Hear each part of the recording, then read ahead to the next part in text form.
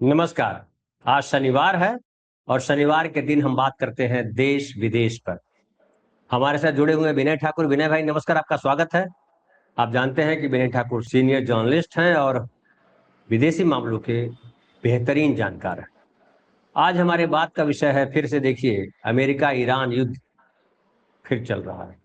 और जब से ट्रंप दूसरी बार राष्ट्रपति बने हैं, एकदम अलहदा अमेरिका दिख रहा है। पूरी दुनिया का रंग बदल दिया है ट्रंप ने, और ऐसा लगता है कि दुनिया को ठेंगे पे कर दिया। आज इसी सब पर हम बात करेंगे और बात कर रहे हैं कि अमेरिका का क्या अच्छा हुआ, क्या नुकसान हुआ, ट्रंप क्या करने वाले हैं हमें आगे, और दुनिया पर क्या असर पड़ रहा है, ईरान पर क्या असर पड़ेगा, ईरान किस तरह से रिटेलिएट कर रहा है और क्या होगा। इन तमाम आशंकाओं संभावनाओं पर हम बात करेंगे विनय भाई से। विनय भाई, और जो हमें देख रहे हैं उनका भी स्वागत है। नमस्कार आप सबको। और आपसे निवेदन ये है कि अगर आपने चैनल सब्सक्राइब नहीं किया तो चैनल सब्सक्राइब कर लें। मेंबर बनना चाहते हैं तो मेंबर बने। आर्थिक सहयोग करना चाहते हैं आर्थिक सहयोग करें। और अगर कुछ न करें तो कम से कम देखें और शेयर करें। आपको अच्छा लगता है, जो हिस्सा वीडियो अच्छा लगता है वो शेयर करें। और हमारी कोशिश है कि इस तरह के जो शनिवार को या दूसरे दिन हम जो सुबह 9 बजे कार्यक्रम लेकर के आते हैं, उस कार्यक्रम में हमारी कोशिश है कि एक गंभीर चर्चा हो, और वो चर्चा जो है जीवन में हमें आगे साथ चले हमारे। ये इम्पोर्टेंट है। आज हमने न्यूज की तरह बात की, कल खत्म हो गई, वो न रहे, बल्कि वो हमारे साथ आगे चले, जानकारी भी बढ़े और समझ भी बढ़े। विनय भाई, जब से ट्रंप आए हैं दूसरी बार राष्ट्रपति बनके, एकदम अमेरिका का अलग रूप पेश कर दिया है दुनिया के सामने। मुझे नहीं लगता कि अमेरिका में कोई ऐसा राष्ट्रपति हुआ जिसने इस तरीके से अमेरिका को या अमेरिका के लिए दुनिया को इस तरह से देखा, और जिस तरह से अपने बयान बदलने के लिए फेमस हो गए, एक सनक भरे बयान देने के लिए फेमस हो गए। मुझे नहीं लगता अमेरिका में कोई ऐसा राष्ट्रपति हुआ है।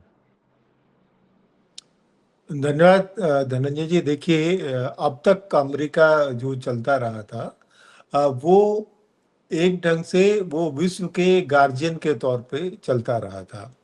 और देखिए, सेकेंड वर्ल्ड वार के तुरंत बाद जो है अमेरिका और रूस में, तब तो वो सोवियत संघ था, ये प्रतिस्पर्धा चली थी कि दुनिया जो है किस तरह से होगी और किसके हिसाब से चलेगी, ठीक है ना। और इसीलिए जो है वो कोल्ड वार का पीरियड चला, बहुत सारी सैन्य संधियां हुई, नाटो, सीटो, सेंटो, और उधर जो वार्सा पैक्ट बना, और इनके बीच में जो है पूरी दुनिया बटी हुई थी, ठीक है ना। पर उसके बाद हम देखते हैं कि एक दौर आया जब जो है सोवियत संघ थोड़ा इस दौर में पिछड़ गया, है ना। सोवियत संघ का विघटन हो गया, रूस बना, और वो आर्थिक रूप से भी वो कमजोर पड़ा। फिर एक दोबारा रूस में एक नेतृत्व आया पुतिन का, जिसने अपने आंखों के सामने रूस का या सोवियत संघ के पतन का दौर देखा था। तब वो वेस्ट जर्मनी में हुआ करते थे, वो उनके ईस्ट जर्मनी के दूतावास की रक्षा का उनको ये था, और तब उनके सामने जो है बर्लिन वार टूटा था। और उस दौर में जो ऐसा कहा जाता है कि गोर्बाचोव से जो जो वायदे किए गए थे, उन वायदों को नहीं निभाया गया, और जो उनसे कहा गया था कि नाटो कभी उनके उनके दरवाजे तक नहीं आएगा और अपने अपने स्फीयर ऑफ इन्फ्लुएंस में रहेंगे, तो उसका पालन नहीं करके धीरे धीरे नाटो जो है वो सोवियत संघ के करते करते उसके दरवाजे तक आया। और देखिए कि अभी जो यूक्रेन के साथ जो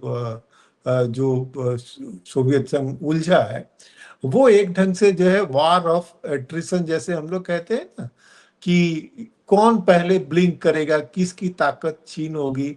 आपको पता है कि वो यूक्रेन में जो स्टार्ट संधि बोलते हैं, यूक्रेन को पहले आश्वासन दिया गया, उसके सारे न्यूक्लियर हथियार लिए गए, और फिर यूक्रेन को जो है ये पूरी युद्ध की भूमि बना दी गई। और वहां पे जो है एक ढंग से ये समझ लीजिए कि अगर इतने दिनों से यूक्रेन टिका हुआ है रूस के सामने में, तो कहीं ना कहीं नाटो जो है वो छाया युद्ध जो है कर रहा है। और देखिए कि यूरोप भी जो है उस हिसाब से अपने सामने जो जो रूस का खतरा है उसको हमेशा हमेशा के लिए खत्म करना चाहता है। और देखिए, ट्रंप के आने के बाद क्या हुआ कि ट्रंप ने ये सारी जो दुनिया को ठीक करने की जिम्मेदारी, अगर ठीक शब्द जो हिंदी में जिसको बलाघात बोलते हैं ना, तो दोनों ही तरीके से उसने एक तो दुनिया को सही करने की जिम्मेदारी छोड़ दी और ठीक करने की जिम्मेदारी ले ली। उसने कहा भैया नेटो, कब तक हम तुम्हारा खर्चा पानी उठाते रहेंगे, अब तुम भी खर्चा करो, नहीं खर्चा करोगे, हमारे हिसाब से नहीं चलोगे तो हम तुमको डंप कर देंगे, ठीक है ना। और सब जगह उसने इस तरह की धौंस पट्टी इस्तेमाल की और उसने उन नारों का इस्तेमाल किया जो नारे आमतौर पर डेवलपिंग कंट्रीज में इस्तेमाल किए जाते थे। मतलब जो डेवलपिंग कंट्रीज के लोगों के लिए अमेरिका एक ड्रीम कंट्री हुआ करता था, जहां चारों तरफ सुख शांति है, लोग समृद्ध हैं, सारे पावरफुल हैं, उनको कोई उतनी चिंता नहीं है। उसके उलट ट्रंप ने नारा दिया कि हम अमेरिका के लोग जो हैं वो रिसीविंग एंड पे हैं और उनका शोषण हो रहा है, हम फिर से अमेरिका को जो है ग्रेट बनाना चाहते हैं और सारे जो लोग जो हमारे दम पे जो पैसे कमा रहे हैं अब हम सबसे पैसे लेकर के आएंगे।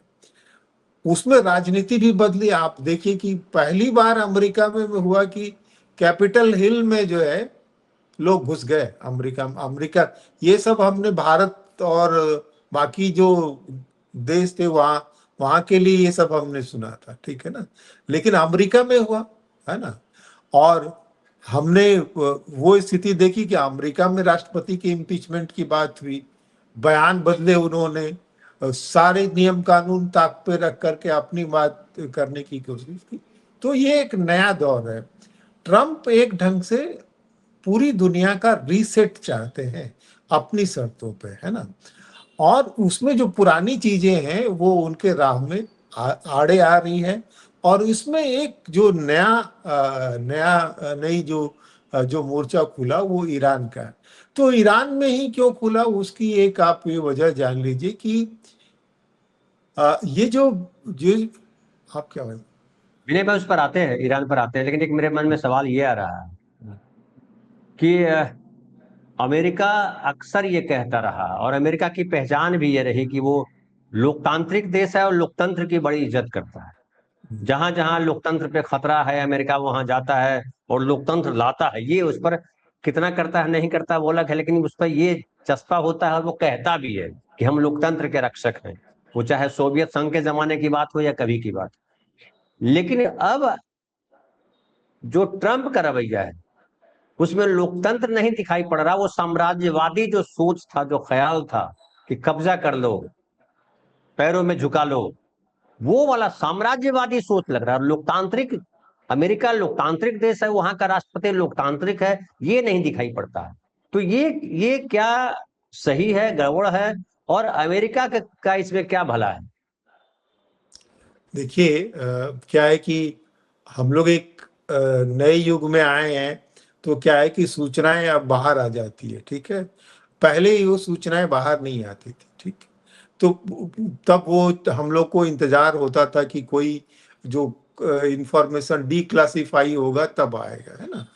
तो आप देखेंगे कि सेकेंड वर्ल्ड वॉर के बाद से ही जो है अमेरिका जो है वो लगातार जो है वो अपनी हिसाब से दुनिया को ठीक करने में लगा। चाहे वो ब्रिटेन वुड समझौता हुआ, उसमें हुआ कि भाई गोल्ड स्टैंडर्ड रखा जाएगा, फिर एक दिन अचानक से अमेरिका ने कह दिया कि नहीं जी, हम गोल्ड नहीं देते। जब लोगों ने गोल्ड मांगना शुरू किया तो अमेरिका ने बिल्कुल मना कर दिया।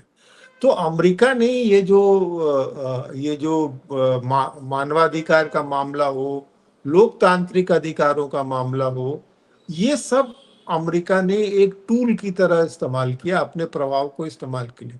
जहां जहां जहां जहां चीजें इनके मुताबिक थी, ठीक है ना, हम सब के अंदर मन में जो अमेरिका को लेकर के एक महान कल्चरल देश की जो छवि बनती थी, वो इसलिए बनती थी क्योंकि अमेरिका में जो जो ज्यादातर लोग जो थे वो यूरोप से गए हुए थे, वैसे लोग जो थे जो रिलीजियस वार में प्रोसिक्यूटेड थे, चाहे वो, इसीलिए आप देखेंगे ज्यादातर प्रोटेस्टेंट लोग जो है वहाँ गए, चाहे वो देखेंगे आयरलैंड के लोग ज्यादा है, जर्मनी के लोग ज्यादा है, इंग्लैंड तो वहाँ शासक के रूप में था ही, है ना, तो वो सब वहां पे गए। तो और फिर हम लोगों के सामने उदाहरण जो है वो इब्राहिम लिंकन का, हम लोगों ने डेमोक्रेसी की परिभाषा ही उन्हीं के नाम से पढ़ी है।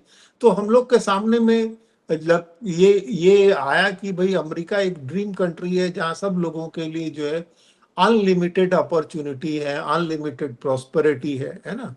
लेकिन अमेरिका बाकी हिस्सों में क्या करता रहा है उसकी बहुत पड़ताल नहीं होती रही है, ठीक है ना। आप जैसे देखिए कि हाल में मैं एक उदाहरण दूंगा। देखिए इजिप्ट में जो है, इजिप्ट में आंदोलन हुआ था जब अरब अरब स्प्रिंग आया था। हालांकि वो शुरू हुआ था अल्जीरिया से, ठीक है ना, ट्यूनिसिया अल्जीरिया से। लेकिन जब इजिप्ट में ये बात आई थी, वहां उस समय उसके सैनिक शासक जो थे होस्नी मुबारक थे, और तब बहुत जोर शोर से प्रचार हुआ था कि गूगल के जो सीईओ हैं, काम करने वाले लोग, उन्होंने रिजाइन करके वहां पे उनको समर्थन दिया। बराक ओबामा का स्टेटमेंट भी आया था हुस्नी मुबारक के खिलाफ में, तमाम आंदोलन हुए, हुस्नी मुबारक जेल में गए, ठीक है ना। पहली बार इजिप्ट में चुनाव हुए, ठीक है ना, और चुनाव में जो है वो मुस्लिम ब्रदरहुड का कैंडिडेट जीत गया, मोर्सी, है ना। लेकिन हुआ क्या, उसके बाद मोर्सी साहब की मौत जो है जेल में हुई, है ना। और फिर होस्नी मुबारक जेल से छूट भी गए, और फिर वहां पर जो है इजिप्ट में अल सीसी आ गया, जो खुद एक सैनिक तानाशाह थे। तो ये जो ट्रांजिशन हुआ, अमेरिका ने अपने हित में एक एक सैनिक तानाशाह से दूसरे सैनिक तानाशाह में किया, और अब आप देखते हैं कि कोई उसके खिलाफ कोई बात नहीं होती है। और अमेरिका ने जो गल्फ के देशों में जो अरब रिवॉल्यूशन की जो बात हुई, जहां अधिकतर जो राजाओं का डेमोक्रेसी नहीं है, वहां अमेरिका ने समर्थन नहीं किया, ठीक है ना। उसके अलावा आप देखिए लीबिया में जो उन्होंने इंटरवेन किया, क्या हालत हो गई, लीबिया की ये हालत हो गई। उन्होंने इंटरवेन तो किया कि गद्दाफी जो है वो सैनिक तानाशाह है ना, ठीक है, हम गद्दाफी से बहुत सहमत नहीं हो सकते हैं, लेकिन जो असली खतरा था वो गद्दाफी की जो ड्रीम था ना, वो खतरा था। देखिए अमेरिका और जो पश्चिमी देश जो है सबसे ज्यादा जिस चीज से आज डर रहे हैं वो है पैन अरब नेशनलिज्म, ठीक है ना। एक समय में जो कर्नल नासिर जो इजिप्ट के थे, वो बहुत ही जो थे मसीहाई नेतृत्व था उनका, और उनकी इतनी चमक थी कि पूरे गल्फ रीजन में जो थे सारे लोग उनके पीछे थे। उन्होंने पैन अरब नेशनलिज्म का नारा दिया था। उस नारे का प्रभाव ऐसा था कि थोड़े समय के लिए इजिप्ट और सीरिया एक हो गए थे। 3 साल तक इजिप्ट और सीरिया एक देश हो गए थे। और बाद में जो बशर अल असद के जो पिताजी थे, उन्होंने फिर जो है वो जो सीरिया को इजिप्ट से अलग कराया, है ना। तो कहने का ये मतलब, और उसी तरह गद्दाफी जो था, गद्दाफी भी जो है जो माओ से तुंग का जो रेड बुक जो थी ना, उनका जो कम्युनिज्म को लेकर के उनकी एक रेड बुक हुआ करती थी, उसी के पैरेलल जो है गद्दाफी का एक अपना वो संस्करण था, जिसमें कम्युनलिज्म प्लस इस्लाम को मिला के उन्होंने रेड बुक के तर्ज पे एक ग्रीन बुक अपना निकाला था, ठीक है ना। उनका एक अपना अलग वो था, और वो अफ्रीकी देशों में और इस्लामिक देशों में वो बहुत पैसा खर्च करके अपना प्रभाव बढ़ाना चाहते थे। ये समस्या जो थी वो अमेरिका बहुत कोशिश करके भी जो है गद्दाफी को हटा नहीं पा रहे थे। और जब गद्दाफी को संयुक्त राष्ट्र संघ में प्रस्ताव पारित होने से पहले उसके ऊपर आक्रमण कर दिया गया था, और तमाम, चाहे वो निकोलस सार्कोजी को उसने पैसे दिए थे इलेक्शन के लिए, लंदन स्कूल ऑफ इकोनॉमिक्स में बहुत पैसे दिए थे उसने, है ना। और उनको जो है जो जिसको बोलते हैं अंडर कवर ऑपरेशन के तहत हटा दिया गया।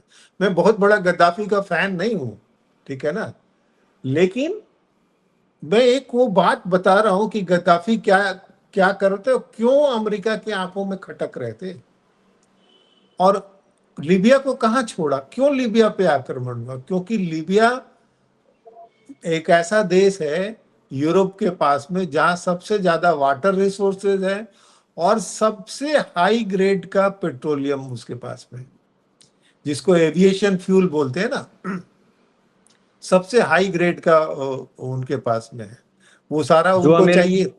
जो अमेरिका में सबसे कम होता है या नहीं होता है, उसके हाँ, तेल में वो नहीं है बात।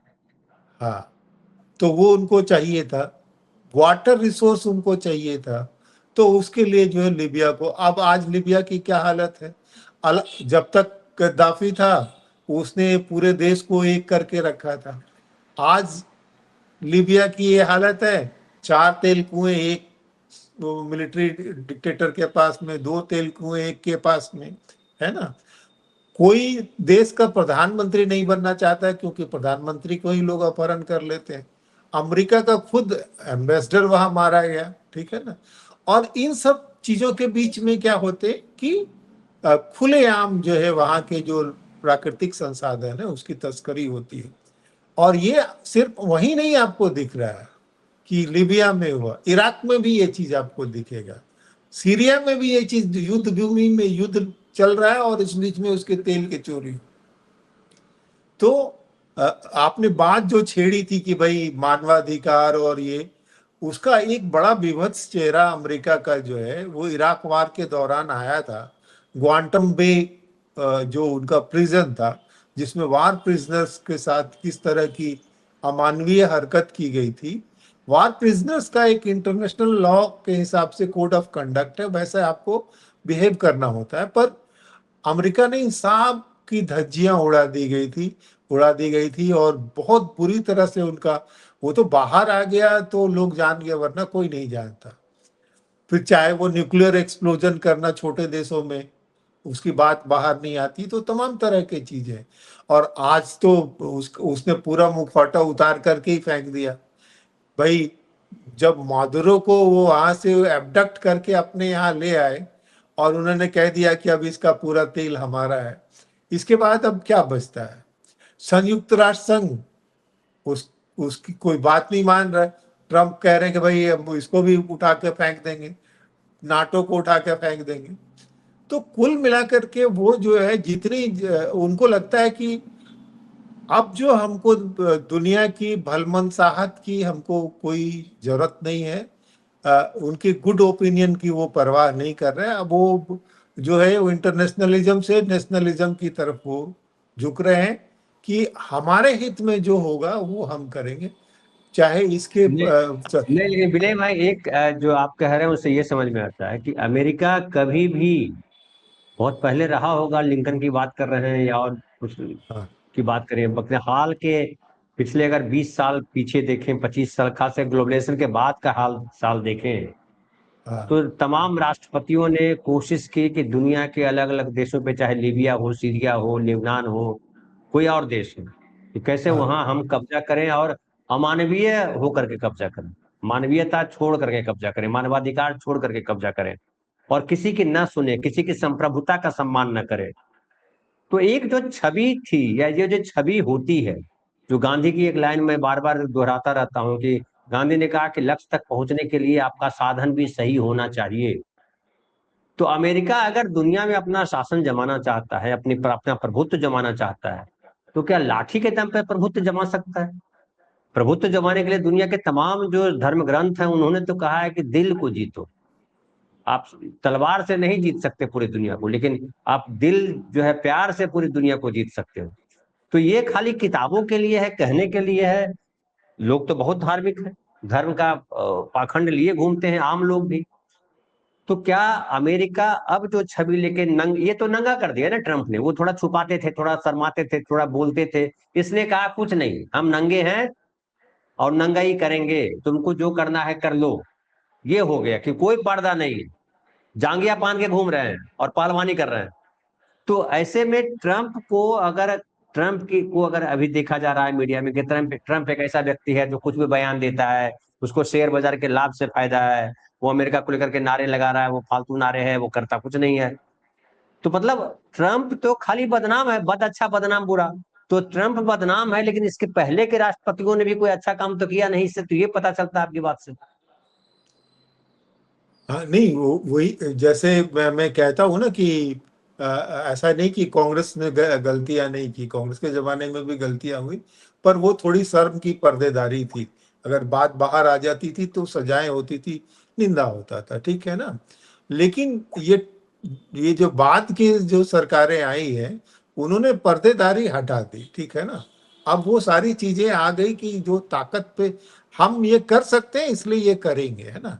आपकी कितनी भी असहमति है, कितनी भी तर्कशील है, उसको हम नहीं मानेंगे। यही हालत अमेरिका की हो गई। पहले भी अमेरिका करता था, ठीक है ना। अब क्या हो गया है कि सोशल मीडिया के जमाने में तमाम जो नैरेटिव्स जो है आपके सामने आ जाते हैं, बावजूद इसके कि 90% जो ब्रॉडकास्टिंग इंफ्रास्ट्रक्चर जो है अमेरिका के कब्जे में है। इसके बावजूद वो आ जाता है, और इसीलिए बहुत सारे देशों में आपको वही पढ़ने को मिलता है उन देशों के बारे में जो जो अमेरिका चाहता है, ठीक है ना। और इसीलिए एक बार इसके रॉबर्ट मुगाबे ने शायद कहा भी था कि भाई माने अमेरिका में इलेक्शन होता है, उसकी खबर हमको यहाँ पढ़ने की मजबूरी होती है, और हमारी खबर वहां नहीं होती। अमेरिका के जो इलेक्शन होता है उसमें राष्ट्रपति के कुत्ते के बारे में, उसकी बिल्ली के बारे में, क्या रंग है, कितने बच्चे दिए, वो भी तीसरी दुनिया के देश पढ़ते हैं, लेकिन उन जिससे उनका कोई लेना देना नहीं होता है। लेकिन आज हम अफगानिस्तान के बारे में अगर हम पढ़ते हैं तो हमको यही जानकारी होती है कि अफगानिस्तान जो है तालिबानियों का देश है। वहाँ कोई पढ़ा लिखा आदमी होगा, वहाँ के लोग भी वर्ल्ड बैंक में होंगे, या वहाँ भी कोई कला संगीत की इसकी दुनिया होगी, ये हमको पढ़ने को नहीं मिलता है, ठीक है ना। तो वो एक जिसको बोलते हैं ना असम असम असमरूप दुनिया जो है वो बना तो दी मतलब गई। मीडिया मीडिया का खेल भी अमेरिका इस तरह से करता है कि दुनिया के बाकी देशों को कंगाल, गरीब, अनपढ़, अशिक्षित, अमानवीय दिखाए और अपने देश को दिखाए कि बड़ा बढ़िया, पूरी दुनिया में तरक्की हम ही कर रहे हैं, बाकी कोई कर नहीं रहा। हाँ, निश्चित तौर पर आज हम आप जानते हैं कि अमेरिका में भी स्लम्स है, ठीक है ना। पहले, अब जो पहले की जो दुनिया थी, ये हमारी कल्पना में था ही नहीं कि अमेरिका में कोई भूखे नंगे लोग होंगे, कोई सड़क पे सोता होगा। ये कल्पना से बाहर की चीज थी। या यूरोप में कोई भूखे नंगे होंगे। हम लोग आमतौर पे कोई यूरोप से आता है और वो अगर हाफ पैंट पहन के घूम रहा है तो हमको लगता है कि वो शौकिया घूम रहा है, उसकी आर्थिक स्थिति का इससे कोई लेना देना नहीं है, ठीक है ना। लेकिन अगर हमारे यहाँ का आदमी कोई अगर घूमता है ऐसे, तो हमको लगता है कि इसकी आर्थिक स्थिति ठीक नहीं है, या इसका थोड़ा दिमाग हिल गया है, ठीक है। तो वो एक स्थिति ऐसी बना दी गई है। तो छवियों का, इसीलिए आप देखेंगे सबसे पहले चिदम्बरम, वो कौन सा बजट था पता नहीं, मुझे याद नहीं आ रहा है, एक फंड एलोकेट किया गया था 100 करोड़ या 10 करोड़ का सॉफ्ट पावर पे, ठीक है ना। आज दुनिया में अमेरिका का कारोबार कैसे चल रहा है? क्योंकि हम जो हॉलीवुड के फिल्में देखते हैं, उसमें जो प्रोडक्ट्स आते हैं, वो जो कल्चर आता है, उसी हिसाब से हम कपड़े पहनते हैं। वही हमारे ओपिनियन को डिसाइड करता है कि ये फलां सर्जरी ठीक है, ये सर्जरी ठीक नहीं है, ये प्रोडक्ट ठीक है, ये प्रोडक्ट ठीक नहीं है, ये लिविंग स्टाइल कूल है, ये कूल नहीं है। तो ये सॉफ्ट पावर का ये है।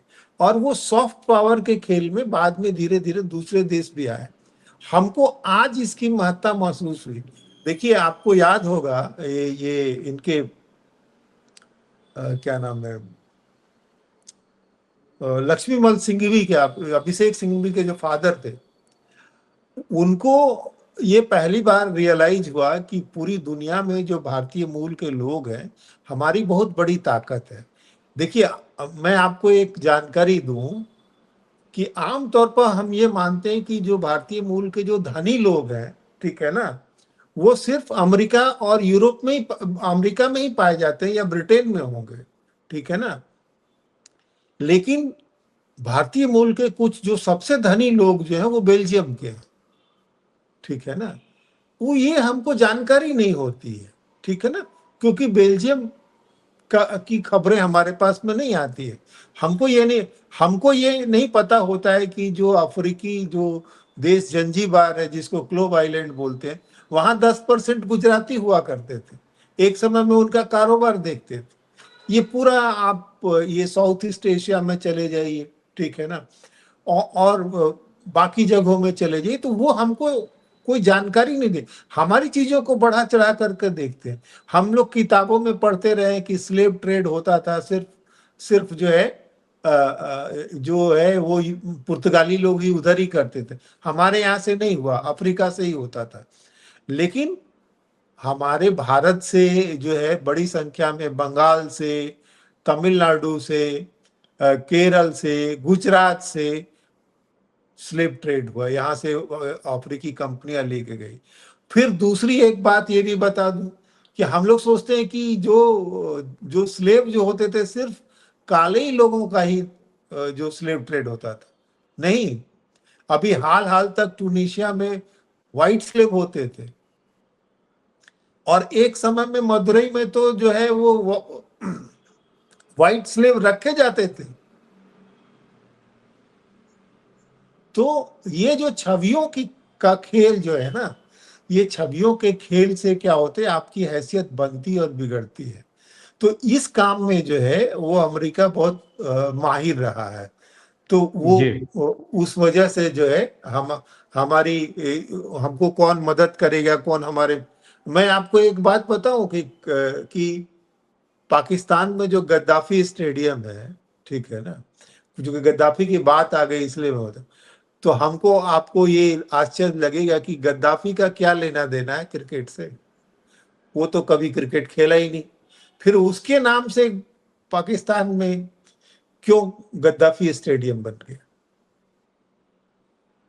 ठीक है ना। तो वो इसलिए बना कि गद्दाफी ने बहुत पैसे दिए थे पाकिस्तान को, ये जो एटम बॉम्ब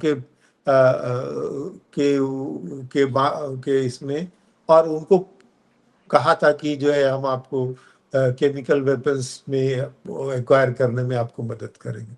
इसीलिए वहाँ क्रिकेट स्टेडियम का नाम गद्दाफी स्टेडियम। हम्म। तो वही बहुत कहानी है। हम तो सोचे थे कि एक एपिसोड में पूरा होगा अमेरिका, लेकिन अमेरिका इतना छोटा देश नहीं है।